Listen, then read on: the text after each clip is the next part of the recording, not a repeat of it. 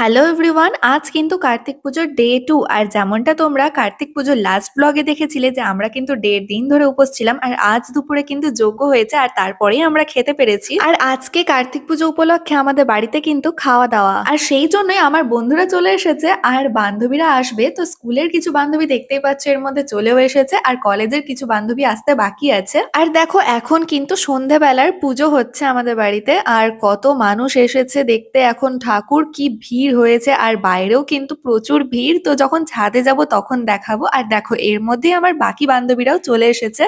তো এরা সবাই কিন্তু আমার কলেজের ফ্রেন্ডস, কিন্তু আরো অনেকেই আছে যারা কিন্তু আসতে পারেনি কারণ ওরা মালদায় নেই। আর দেখো সব থেকে লাডলা ফ্রেন্ড তো এটা, মানে ওকে ছাড়া তো কোনো অকেশন ভাবাই যায় না। তো দেখো এর মধ্যেই কিন্তু আমাদের বাড়িতে অনেকটাই ভিড় হয়ে গেছে, আর বাইরেও প্রচুর ভিড়। আর দেখো উপরে চলে এসেছি, আর দিদিকে দেখো কেমন লাগছে অবশ্যই কমেন্টে জানিও। আর দেখো আমাদের বাড়িতেও কিন্তু অনেকেই চলে এসেছে, আরো অনেকেই আসবে। আর দেখো বারান্দাতেও অনেকেই আছে। আর এখন তো সবাই সন্ধে, যার জন্য কিন্তু চলে এসেছে কিছুজন, আর অনেকেই লেট করে আসবে। আর দেখো এই ঘরে কিন্তু শুধুই মাত্র আমার ফ্রেন্ডসরা আছে। তো দেখো এরা সবাই কিন্তু আমার ফ্রেন্ড। আগে তোমাদেরকে বড় দিদিকে দেখালাম, আর এখন মেজো দিদিকে দেখো কেমন লাগছে অবশ্যই কমেন্টে জানিও। আর দেখো চলে এসেছি আমাদের তিনতলার ছাদে, আর এখানেই বাবা কিন্তু খাওয়া দাওয়ার অ্যারেঞ্জমেন্ট করেছে। দেখতেই পাচ্ছ অনেকেই কিন্তু বসে পড়েছে এখন খাওয়ার খেতে। আর বাবা আর মাকে দেখো ভীষণ ব্যস্ত, কারণ সবকিছু দেখতে হচ্ছে। আর ওপর থেকে দেখো নিচে মেলায় কি পরিমাণে ভিড়, আমার তো দেখে ভয়ে নামতেই ইচ্ছা হচ্ছে না, মানে মেলাতে বেরাতে ইচ্ছা হচ্ছে না। তো দেখো ওইদিকে কিন্তু খাওয়ার রান্না হচ্ছে, মানে রান্না হয়ে গেছিল সকালে, বাট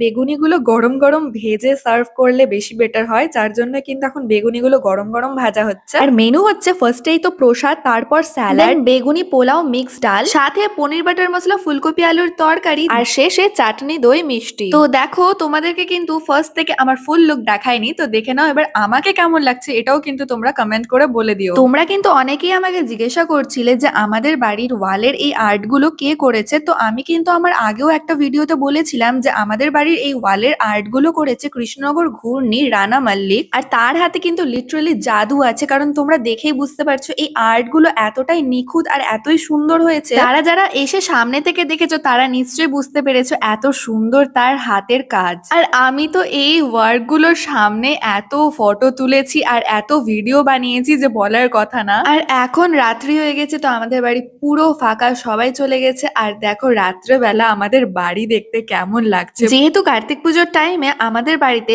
সকাল থেকে রাত অব্দি এত মানুষজন আসে, যার জন্য কিন্তু প্রচুর জমজমাট হয়ে থাকে আমাদের বাড়ি। আর শুধুমাত্র এই রাত্রেবেলাটাই এরম ফাঁকা থাকে। তো দেখো এখন রাত্রেবেলার ভিউ, আর দেখো কার্তিক ঠাকুরকে রাত্রেবেলা কত সুন্দর লাগছে না দেখতে। আর এখন গোটা বাড়ি এত শান্ত আর এত সুন্দর লাগছে দেখতে। এই